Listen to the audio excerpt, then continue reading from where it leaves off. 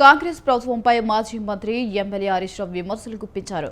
ఎన్నికలకు ముందు కాంగ్రెస్ అనేక హామీలు ఇచ్చిందని, అధికారంలోకి వచ్చాక అమలు చేయడంలో విఫలమైందని మండిపడ్డారు.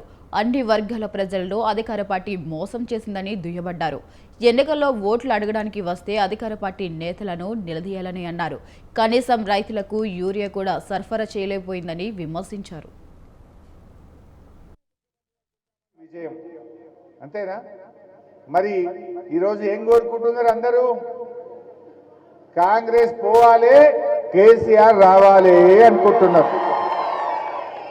కాంగ్రెస్ వాళ్ళు ఏం చెప్పింది? ఆ రోజు 6 గ్యారంటీలు ఉన్నారు. గ్యారంటీ కార్డు ఇంటింటికి ఇచ్చిండ్రు, బాండ్ పేపర్ల మీద రాసి ఇచ్చిండ్రు, ప్రామిసరీ నోట్లు ఇచ్చిండ్రు.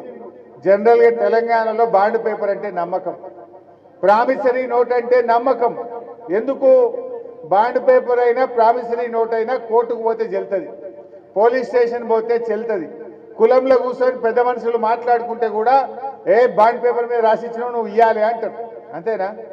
ఈ రేవంత్ రెడ్డి ఆయన చెప్తే వాడు నమ్మేటట్టు లేడని రాహుల్ గాంధీ, సోనియా గాంధీ, రేవంత్ రెడ్డి, బట్టి విక్రమార్క అందరు కలిసి బాండ్ పేపర్లు పంచి తెలంగాణను మోసం చేసిండ్రు. ఏమన్నారు?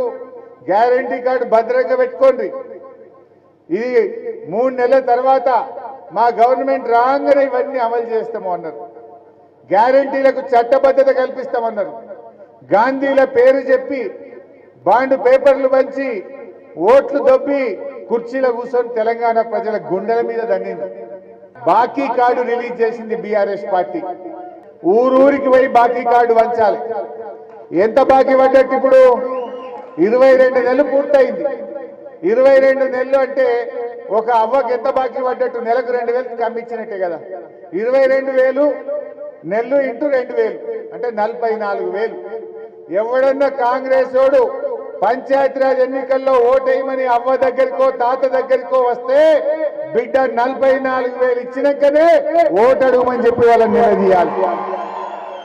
ఈ రాష్ట్రంలో అవ్వకు, తాతకు, వితంతువురాలికి, వికలాంగులకు, బీడీ కార్మికులకు, ఎయిడ్స్ పేషెంట్లకు ఒక్కొక్కరికి కాంగ్రెస్ పార్టీ 44,000 బాకీ పడ్డదా?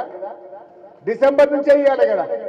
ఎవడైనా కాంగ్రెస్ వస్తే 44,000 ఆడ వ్యక్తిగానే ఓటు అడుగుమని చెప్పాలి.